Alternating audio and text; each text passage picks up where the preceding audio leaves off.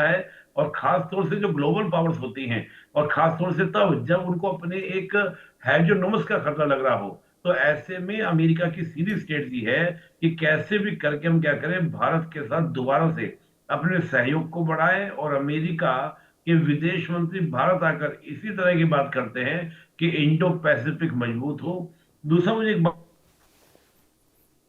और लग रही है कि जिस प्रकार चीन ताइवान और साउथ चाइना सी में अपना खुला ओपनली चैलेंज करने की स्थिति में आ गया है, तो ऐसे में भी एशिया के भारत जैसे देश को साथ लेकर चलना ये अमेरिका की एक तरीके से मजबूरी हो गई है। उधर क्या है कि जैसे ये तेल क्राइसिस क्रिएट हुआ, हमने रशिया से तेल खरीदना शुरू कर दिया, तो जिस रशिया से अमेरिका ने अलग करना चाहा था, वहां मजबूती। अभी आपको याद होगा ब्रिक्स की समिट हुई थी, वो भारत में हुई थी और भारत उसमें लीड करता हुआ आपको दिखाई दिया। तो भारत की जो एक स्टैंड रहा, यानी कि एक कि ना कहूं दोस्ती ना कहूं बैर और किसी से दुश्मनी नहीं, मल्टी एंगेजमेंट की पॉलिसी जो भारत लेके चला, तो मुझे ऐसा लग रहा है कि कहीं ना कहीं भारत का जो कद है। और देखिए, एक इंटरेस्टिंग बात है, जिस प्रकार स्ट्रेटजी पॉलिटिकल रिलेशंस या पार्टनरशिप हमारी बढ़ रही है, चाहे वो इटली से, अभी आपने सुना होगा कल ही साइप्रस के साथ हमारी स्ट्रेटजी पार्टनरशिप हुई, तो ऐसा लग रहा है कि जो एक वर्ल्ड ऑर्डर का पूरा सिनेरियो चेंज हो रहा है और कहीं ना कहीं एक तरह का कोल्ड वॉर शेप ले रहा है। तो उस समय भारत एक बैलेंसिंग भूमिका को बना रहा है, तो उस वजह से भारत का जो रोल बढ़ा, तो अमेरिका इस बात को देख रहा है कि हमने प्रेशर पॉलिटिक्स कर लिया, दुनिया में हमें कुछ मिल नहीं रहा, चाहे वो चाइना नहीं लेने दे रहा हो, चाहे ईरान नहीं लेने दे रहा हो, तो जो पुराना हमारा कोऑपरेट करने वाला कंट्री था भारत। और देखिए, भारत और अमेरिका में हमेशा मानता हूं कि बेसिक जो इक्वालिटी है या हम कहते हैं सिमिलरिटी है, वो है डेमोक्रेसी की। तो ये एक ऐसा आकर्षण का बिंदु है जो हमेशा इन दोनों देशों को एक दूसरे के नजदीक लाने की बात करता है। तो मैं देख रहा था कि विदेश मंत्री जो अमेरिका के हैं, उनका ये कहना कि बहुत बड़ा कुछ होने वाला है और ये बहुत बड़ा कुछ मिलने वाला है, तो उसके अकॉर्डिंग आप देखिए। और अमेरिका की देखिए पूरी स्ट्रेटजी तो यही थी कि वेनेजुएला और ईरान से जो चीन सस्ते में तेल ले रहा है, वो सप्लाई रोककर हम एक प्लेयर की तरह बने। तो चीन तो बनाता नहीं दिख रहा है, तो भारत की तेल की आपूर्ति कर कर वो अपना इकोनॉमिकल इंटरेस्ट देख रहा है। तो मुझे लगता है कि कई तरह की चीजों को देखते हुए अमेरिका अपने स्टैंड को बदलता हुआ दिख रहा है। जी, मेरे साथ बंसल साहब मौजूद हैं। बंसल साहब, इस बीच इजराइल की तरफ से वहाँ के एक बड़े अधिकारी ने भारत से मांग कर दी है कि भाई जो निजी सेना है, खामनेई की जो निजी सेना है आईआरजीसी, उसे आतंकवादी संगठन घोषित करे भारत, और भारत इस पर अपना रुख स्पष्ट करे।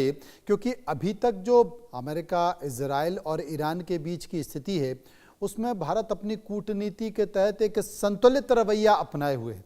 लेकिन इजराइल ने यहां पर कर दिया कि भाई उनको अब आतंकवादी संगठन घोषित करना चाहिए, भारत को इसमें अपना रुख स्पष्ट करना चाहिए। ऐसे में आपको क्या लगता है, भारत क्या रवैया अपना सकता है?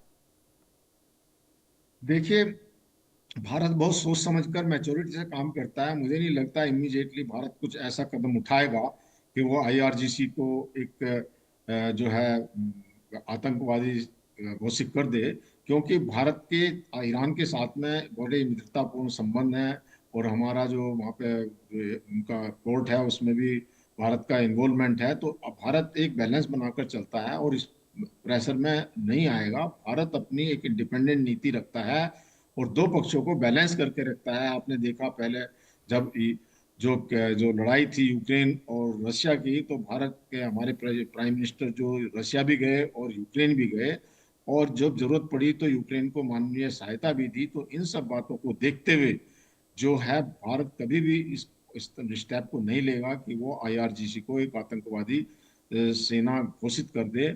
और अभी भी आप देखिए कि जो जैसा आपकी भी आपने अपनी रिपोर्ट में बताया था कि जो कुछ अभी जो तेल टैंकर्स जो जो भेजे गए हैं या जिनको अलाउ किया है ईरान ने, तो उसमें भारत के भी हैं। तो इन सब बातों को देखते हुए ये भारत बिल्कुल भी नहीं करेगा, और जो हमारे जैसे पुराने संबंध है वो ईरान के साथ में चलते रहेंगे।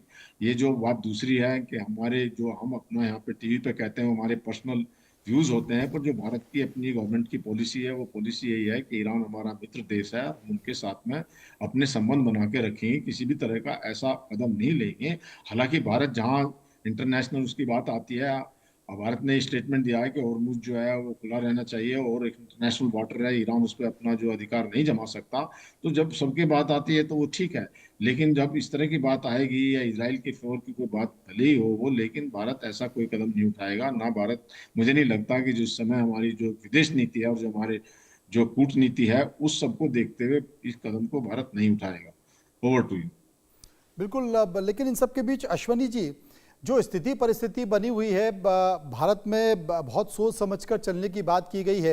एक और चर्चा पूरे देश में फैल रही है कि भाई संकट अगर ऐसा बढ़ता रहा तो अभी तो 4 बार तेल के दाम बढ़े हैं, 3 रुपए पहले बढ़े, उसके बाद फिर 2.75 2.71 के आसपास अब बढ़ गए, बीच में फिर करीब करीब कुछ पैसे बढ़े। लेकिन अब ये कहा जा रहा है कि साहब ये दाम 25 रुपए लीटर पेट्रोल डीजल के आसपास तक पहुंच सकते हैं, 20-25 तक। अगर ऐसा वाकई है तो मुझे लगता है कि महंगाई को लेकर तो बहुत हाहाकार हो जाएगा। देखिए, मैंने पहले भी बताया कि लगभग 20 रुपए का घाटा कंपनियों को लीटर के हिसाब से है ऑयल का। लेकिन जिस प्रकार से अभी अगर ये मामला बदलता हुआ दिख रहा है और क्रूड ऑयल सस्ता होता है और सस्ता आता है, तो जो है ये बढ़ोतरी नहीं होगी।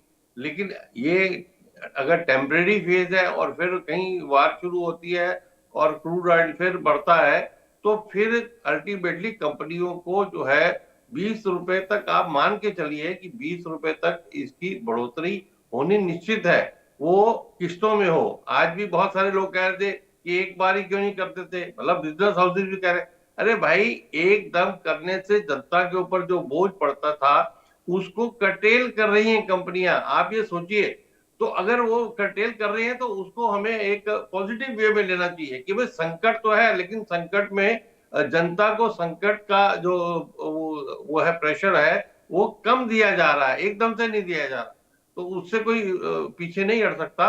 तो आप मान के चलिए कि अगर ये फिर से क्रूड ऑयल बढ़ता है तो 20 रुपए तक इसकी बढ़ोतरी जो हो सकती है, और उसके कारण से 20 रुपए की अगर बढ़ोतरी होती है तो महंगाई की दर बढ़ेगी, क्योंकि अभी जो है जो थोक महंगाई है वो काफी ज्यादा हो गई है। और उसके ऊपर देखना होगा कि अभी 3 से 5 तारीख तक जो आरबीआई मॉनेटरी पॉलिसी की मीटिंग है, आरबीआई भी उसमें क्या डिसीजन लेता है। उम्मीद है कि वो रेपो रेट बढ़ाएगा नहीं, वो भी इस तरह से नहीं करना चाहता, क्योंकि महंगाई को कंट्रोल करना भी रिजर्व बैंक के लिए जो है चैलेंज है।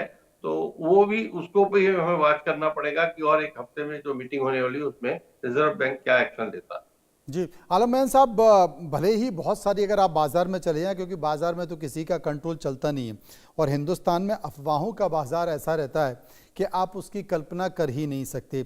ऐसी चीज़ें जो बाहर से इंपोर्ट हो रही थी, आयात हो रही थी, उनके दामों में बढ़ोतरी हो रही है समझ में।